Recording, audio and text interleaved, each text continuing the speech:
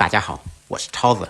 想吃干锅大虾，不用去饭店了。今天教你在家做，外酥里嫩，香辣过瘾，吃一口就停不下来。接下来跟着我的视频看一下是怎么做的吧。首先准备1斤的大虾，去掉虾腔，剪掉虾脚，处理干净以后放到案板上，用刀从虾背处片开。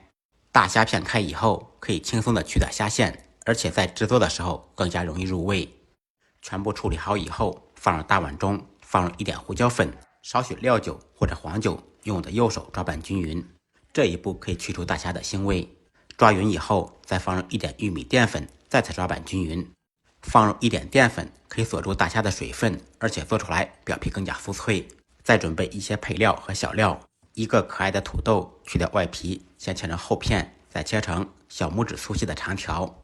配菜也可以放藕片或者薯条，或者其他自己喜欢吃的蔬菜。切好的土豆丝放入清水中稍微浸泡一下，防止氧化变黑。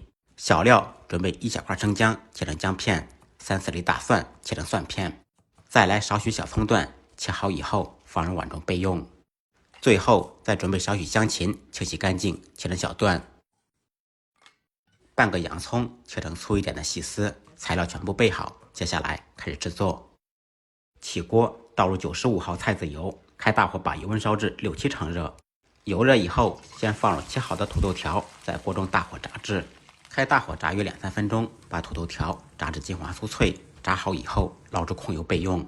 继续开大火把油温烧至6-7成热。油热以后，放入刚才腌好的大虾，同样在锅中炸至。开大火炸约2-3分钟，把大虾炸至金黄酥脆。在家里面做，也可以采用油煎的方式。炸好以后，捞出控油备用。把油倒掉，另起锅，锅烧热，放少许油。